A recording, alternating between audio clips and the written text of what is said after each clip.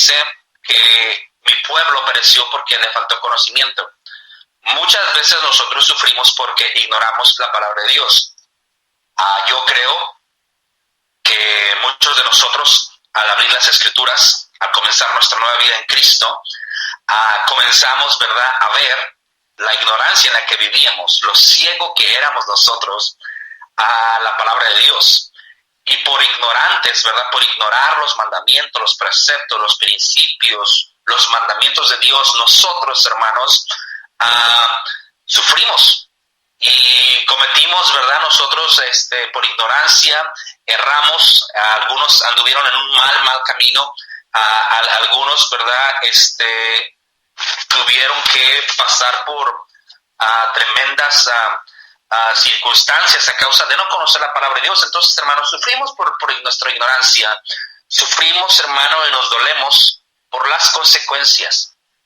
Cuando nosotros conocemos la palabra de Dios, cuando no sabemos la palabra de Dios y sufrimos, pues sufrimos aunque somos ignorantes, pero una vez que ya sabemos la palabra de Dios, nosotros sufrimos las consecuencias de violar, de ser negligentes en la palabra de Dios. Y hermanos, hay un montón de nosotros que conocemos los principios de Dios y a veces, hermano, nos hacemos de la vista gorda y decimos, no pasa nada, ¿verdad? Se me viene a la mente un principio, ¿verdad?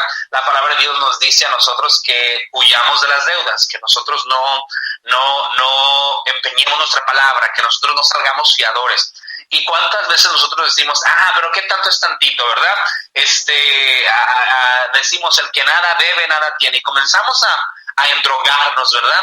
Y es una trampa, hermanos, porque usted comienza a endeudarse en un lugar y luego dice, pues qué tanto es tantito más. Y de repente usted se encuentra en una profunda crisis económica, ¿verdad? Pierde el trabajo y se enferma un niño y no hay para comer y usted comienza a sufrir las consecuencias de ser negligente en cumplir los principios de Dios. Entonces, hermanos, sufrimos, los seres humanos sufrimos por ignorancia, nos dolemos, tenemos dolor, nos afligimos por la ignorancia, por las consecuencias.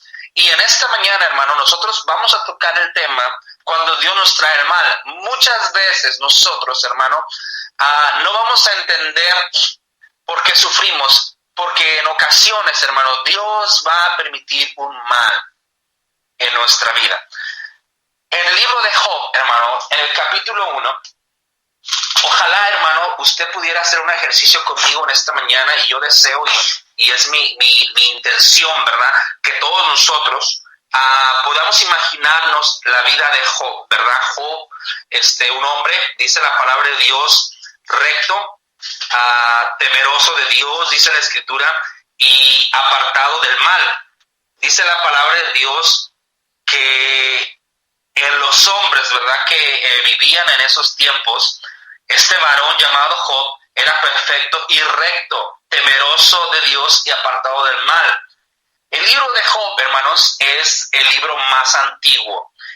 Job, ¿verdad?, es antes que Abraham, antes que Jacob, es el primer patriarca, y me es de profunda impacto, hermanos, que el primer personaje, el primer libro en la historia, ¿verdad?, se trata del sufrimiento de Job.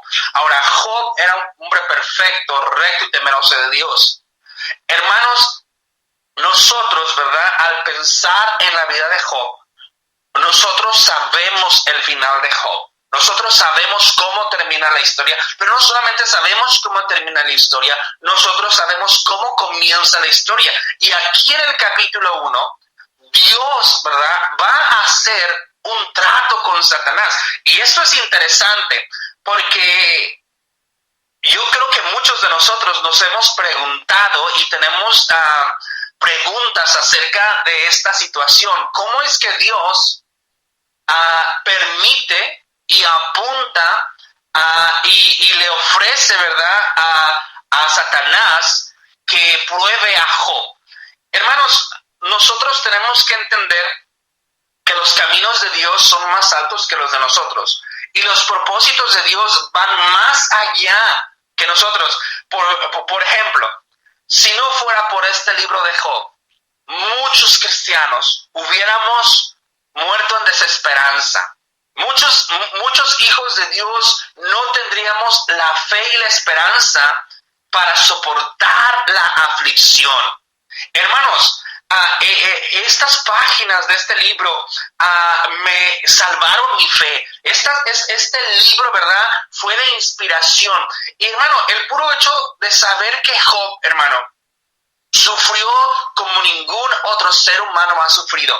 Yo no he conocido, y espero no conocer, yo creo que jamás conoceré a una persona como Job. Dice la palabra de Dios que en un día perdió todo.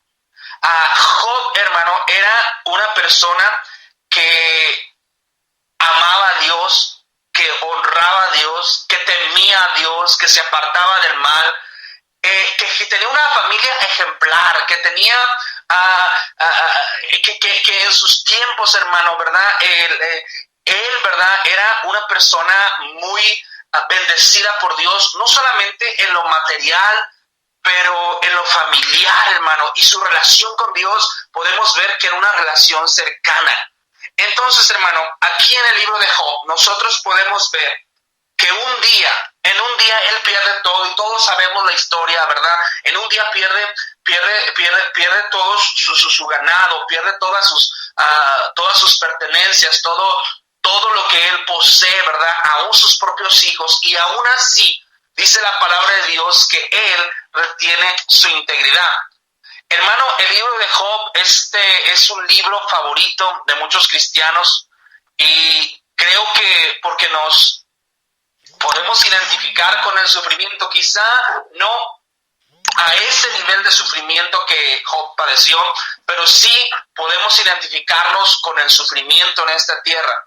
Y yo no creo, les vuelvo a reiterar, que vayamos nosotros a sufrir como él, pero el hecho de saber, hermano, que Job sufrió, que él padeció, y que, hermano, al final de su vida, Dios, hermano, no le abandonó, Dios no le dejó.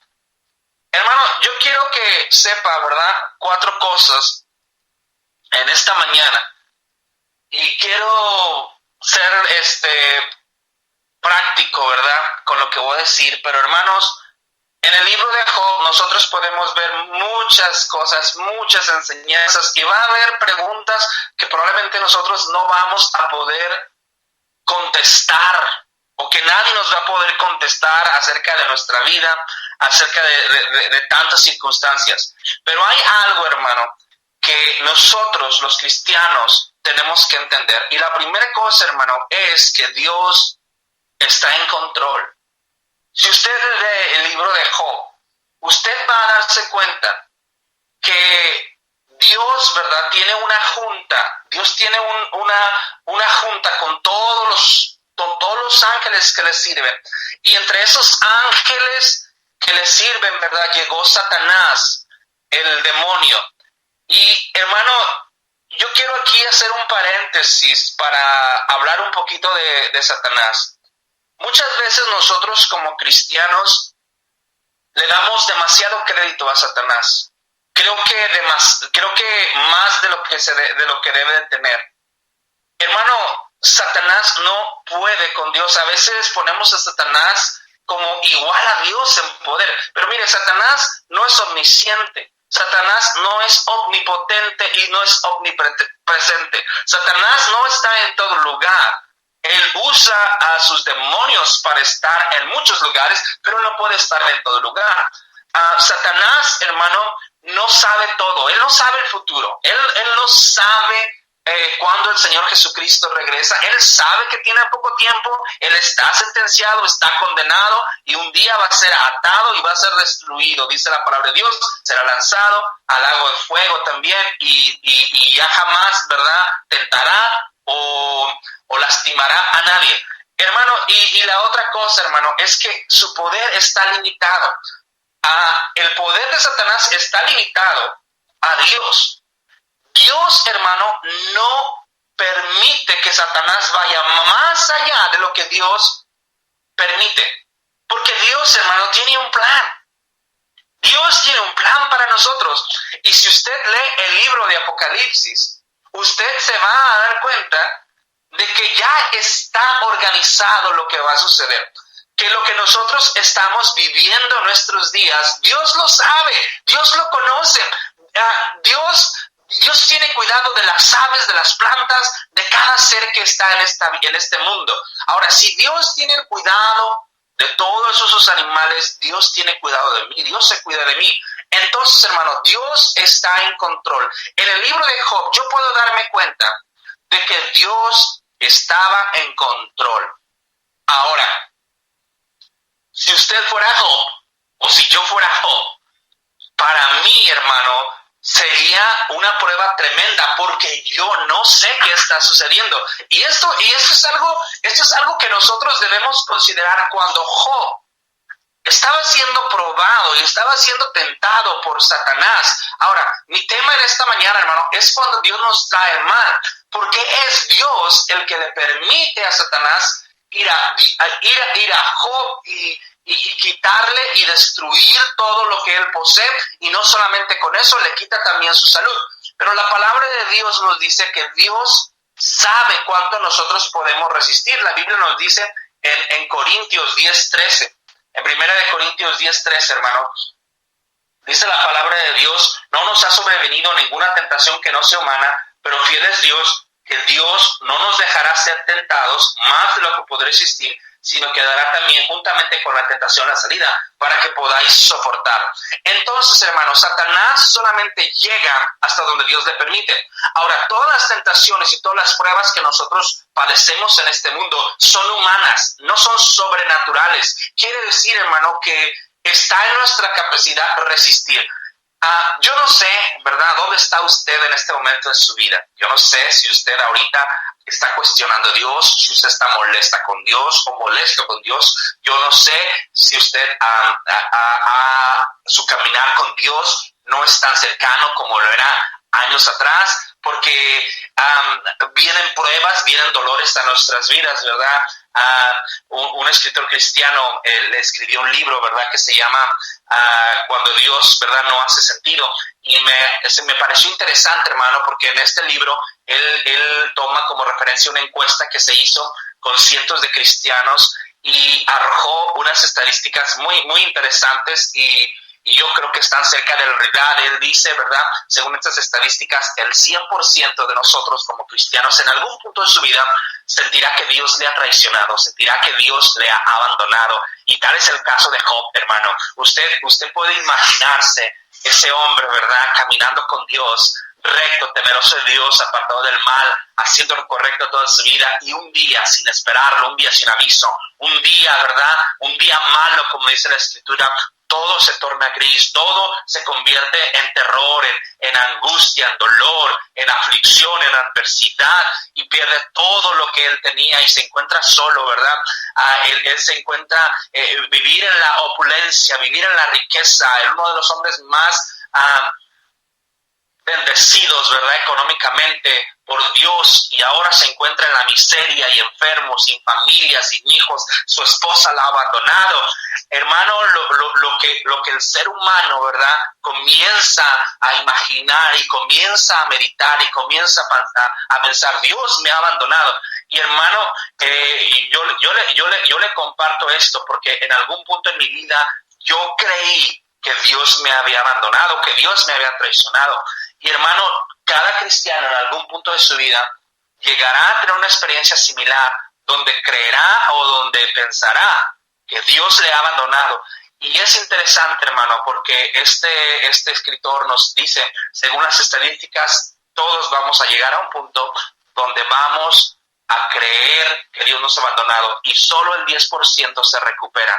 El otro 90% vive toda su vida creyendo que Dios le abandonó. Y esto es algo tremendo, hermano. ¿Por qué? Porque hoy en día nosotros podemos conocer, hermano, yo en mis cortos años que tengo en el ministerio, he visto a tantas personas llegar, servir en la iglesia con un gozo, con una pasión, su primer amor, hermano, y vienen las pruebas y vienen las dificultades y, hermano, abandonan la fe.